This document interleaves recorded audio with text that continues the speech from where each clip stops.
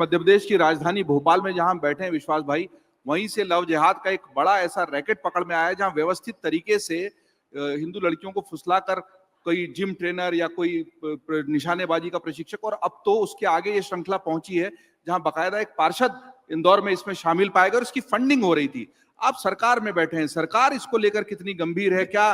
क्योंकि सुबह चाह रहे थे हम मुख्यमंत्री जी को, आप जिस कार्यक्रम से भी आ रहे हैं, भोपाल मुख्यमंत्री निवास में बड़ा कार्यक्रम था, ये सवाल वहां छूटा, लेकिन चूंकि आप सरकार का प्रतिनिधित्व करते हैं, मंत्री हैं, ये रैकेट इतना गंभीर है कि घरों में अब इसको लेकर चिंता है कि जो बेटियां, तो उसको लेकर सरकार कानूनी तौर पर क्या कर रही है? और एक पार्षद है जो चुना हुआ जनप्रतिनिधि है, अगर ऐसा पता लगा है कि वो फंडिंग करते थे, अब आगे कार्रवाई होगी, जांच होगी, वो सब मामले हैं, लेकिन ये फंडिंग आ रही थी बाकायदा इस गतिविधि को चलाने के लिए, सरकार इसको लेकर कितनी गंभीर है, क्या कदम उठाएगी? नहीं, देखिए, आपने बहुत अच्छी बात बोली।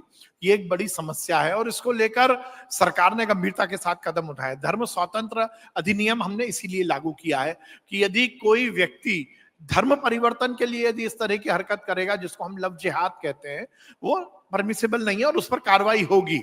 और इसीलिए धर्म स्वतंत्र अधिनियम के तहत हमने कानून बनाया, उसके तहत लोगों पर केस दर्ज हुए हैं।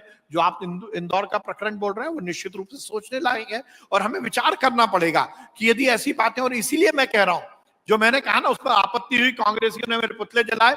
मेरा ये कहना है कि यदि समाज में कोई कुरीति है तो कुरीति को तो सख्ती के साथ निपटना पड़ेगा। इसीलिए मैंने कहा था लव जिहादी की छाती पे गोली मारो। हो सकता है आपको लगता हो कि मैंने थोड़ा सा एज मिनिस्टर मुझे ये बयान नहीं देना चाहिए, कानून नागरिक, देखिए, गोली मारना तो हमारे कानून में नहीं है। हमारे यहाँ ये है कि अगर पाया गया कि उसने ऐसा कृत्य किया तो उसमें जो फांसी हो। अच्छा, एक बात बताइए कि कोई आदमी यदि कस्टडी में था तो भागना कानूनी है?